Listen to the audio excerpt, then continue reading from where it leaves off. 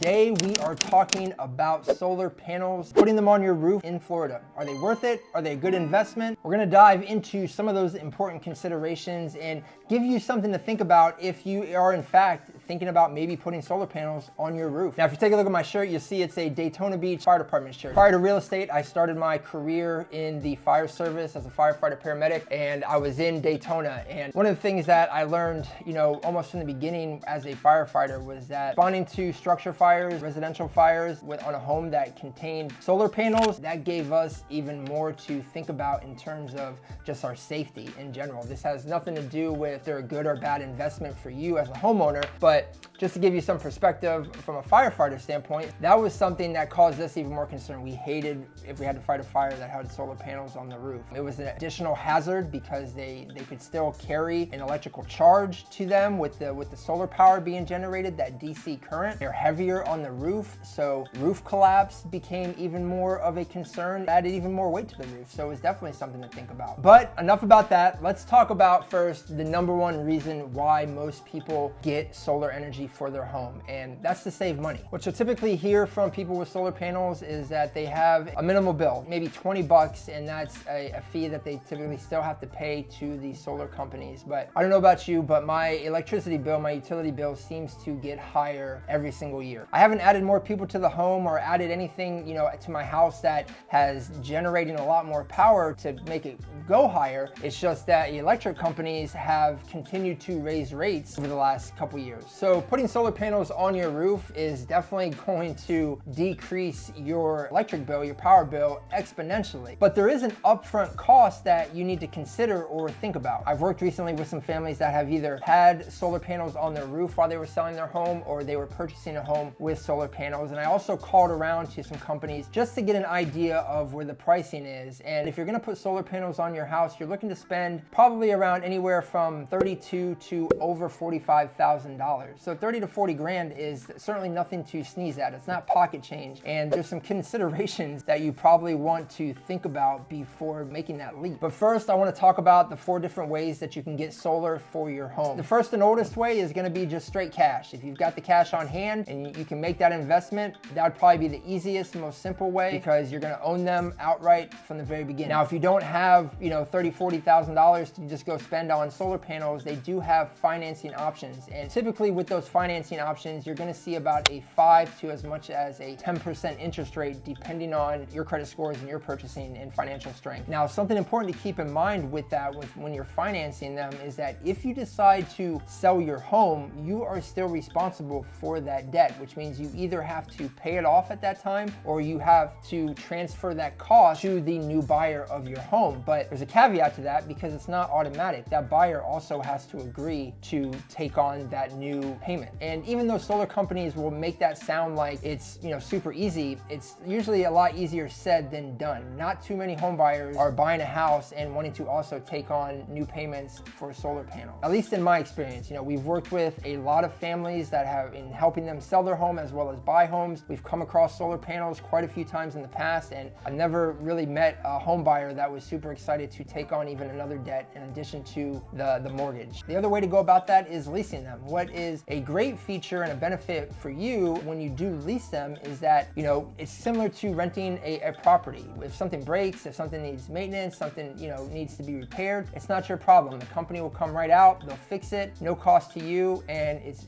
simple. Where it does get complicated though, again, is when you go to sell your home. If that lease is still in effect, then the new buyer coming in is going to have to take over that lease. And again, they're gonna have to apply for financing separate from the financing for the home loan that they're doing, if they're using a home loan to purchase your home. And maybe they got approved just enough, barely, to be able to get approved to purchase your home at that price, but trying to apply for credit and get approved for another $20,000, $30,000 for solar panels, that could kill the entire deal right then and there. So again, I say this because, the solar companies out there, they'll tell you that it's super easy if you're making payments, or if you're financing them, or if you're leasing them. Just when the new buyer comes in, they can just take them over, but there's no guarantee that the new buyer is gonna want to take over lease payments on solar or, financing payments on solar. There's not even, a guarantee that they're even gonna care that the home has solar panels on it. To be completely transparent, all the families that we've helped and the homes that we've dealt with, that we've either sold or assisted home buyers in buying, the deciding factor for those home buyers in wanting to purchase that house never came down to just those solar panels. So if that is something that maybe doesn't have as much value in that particular buyer's eyes, I've seen them walk before without even thinking about it. And the last and most simple way to get solar panels is to buy a home that already has them and they're already paid off and there's no obligation on your end. I'll tell you a quick story on how financing can cause issues when it comes to reselling your home. I was working with an elderly woman who was widowed. Her husband had recently died and he had handled all the finances when he was alive, and they had purchased solar panels a few years prior to that, and she was under the impression that they were all paid off and taken care of. Well, come to find out, they weren't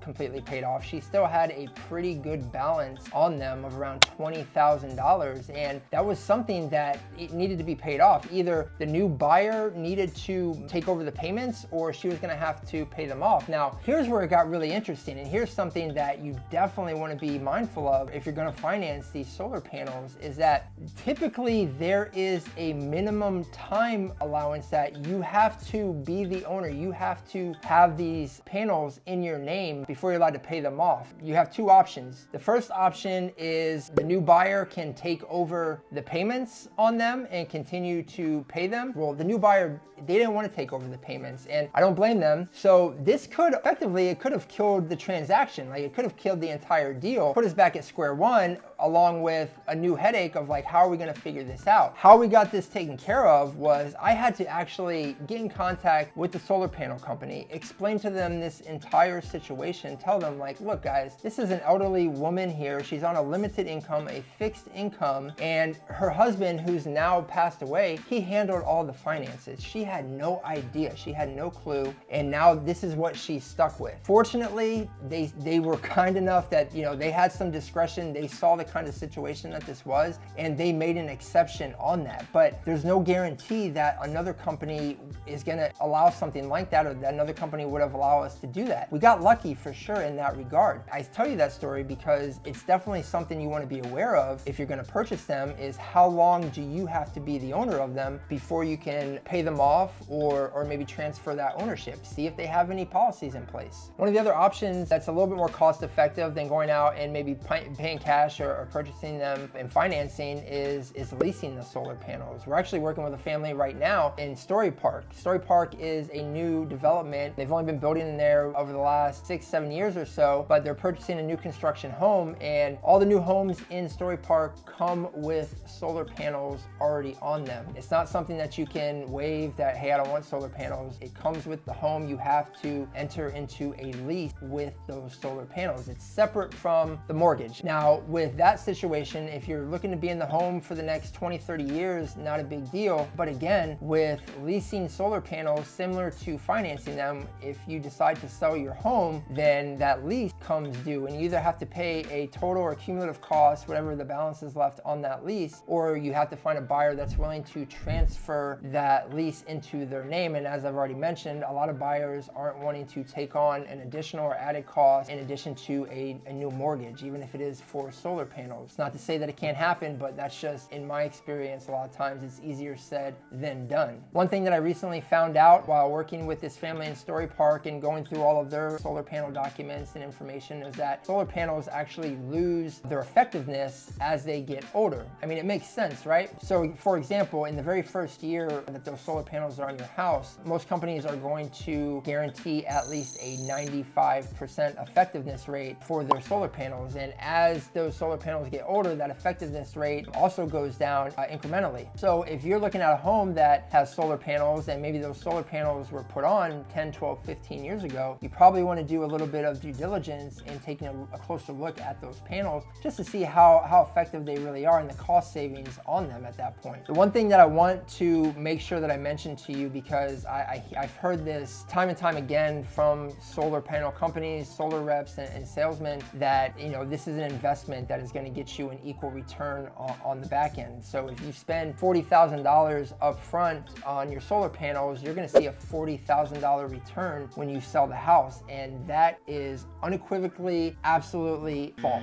And from my own personal experience, from our team's experience working with home buyers when we've come across solar panels, it's not a huge factor in their decision making either when it comes to how they value a particular home. It's not to say that you might not find, some buyers out there that really place a lot of value on it, but from a general standpoint, from our experience and working with, all the many families that we've worked with, and especially even home appraisers, they don't really put a ton of value on them. Just something to keep in mind, and also want to address it because that's a false narrative that gets put out there by a lot of these solar panel companies. Some other things to know and to look out for if you're considering solar panels is, number one, stay away from the pushy door-to-door salesman. I've got nothing against door-to-door sales. I've even done it early in my career in real estate. But the difference between those door-to-door sales people and what we were doing within our own business was that we were trained in this. We had prepared for those sales. We were the people that you were going to be dealing with directly as you went through the transaction. But when it comes to these solar companies and these solar reps, I get them coming to my house too sometimes. These are just typically 18, 19-year-old college kids who got maybe an hour of training that day or the day before. They don't really know a ton about the company. They know absolutely nothing about actual solar panels. They're just reading some information and regurgitating it that was given to them from that company. So if it was you, if it was me, I'm staying away from the door-to-door salesman. I'm going directly to the source.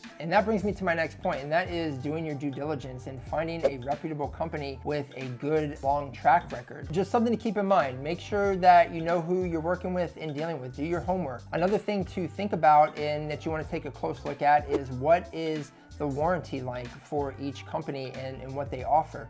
All right, read that fine print, go through that warranty, ask questions, find out what it all covers and for how long, and if there's anything that would void that warranty. Definitely don't assume that all companies are the same and all other policies are the same, because they're definitely not. The other thing you want to be aware of and think about is most companies are not going to put our solar panels on a roof that has less than 5 years of expected life left on it. The reason for that is it's an expense and it's a cost to put those panels on the roof, and it's also a cost to take them off when you replace the roof. Also, not to mention that if you do have an older roof when you're putting those solar panels on, is it increases the risk even more of having damage done to your roof and maybe even causing a leak, and that is going to cause even bigger problems for you. So because of those reasons, you need to make sure that your roof got more than 5 years left of life on it. So if your roof is less than 5 years old, maybe a roof replacement is something that you want to look at and consider before going down the solar panel road and looking to put solar panels on your roof. The last thing is that if your roof starts leaking, there's some things you got to be aware of. If it is caused by your solar panels, most insurance companies are not going to cover the cost and the expense of fixing your roof leak. Now, hopefully, if it's caused from your solar panels, your warranty and the contract that you have with the solar company should cover that, but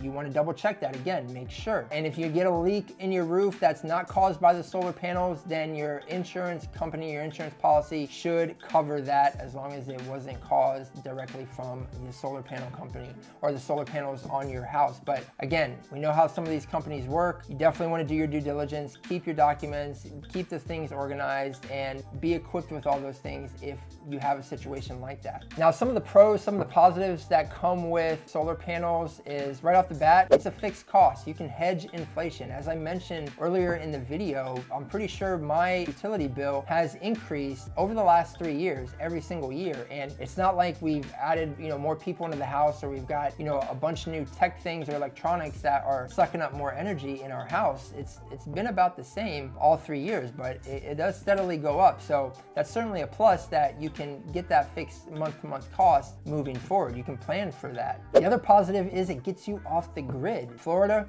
hurricanes, we're no stranger to them. There's a good chance that at some point you could be without power, but if you've got those solar panels, you're gonna keep rocking and rolling just like it's another day while a lot of your neighbors might be out of power. That's certainly a plus. So let's discuss some items to discuss or things to consider if you are thinking about getting solar panels. Number one, the great benefit to solar panels right off the bat is you get a 30% tax credit, federal tax credit for any solar panels purchased after 2022. So that would be huge, right? Any little bit helps. One thing to keep in mind though is that you are still going to have an electricity bill every single month. The big energy companies in our area like Duke Energy, as well as some of the other ones, they will still charge you anywhere from $20 to $40 a month just to keep connected to the power grid. Now, one positive is that some of these companies will allow you to sell back any of your unused energy every single month. So get a little bit of extra money back in your pocket because of the solar panels is always a plus. However, that does not mean that you should put extra panels on your home to gather even more energy. You know, with the thought process of,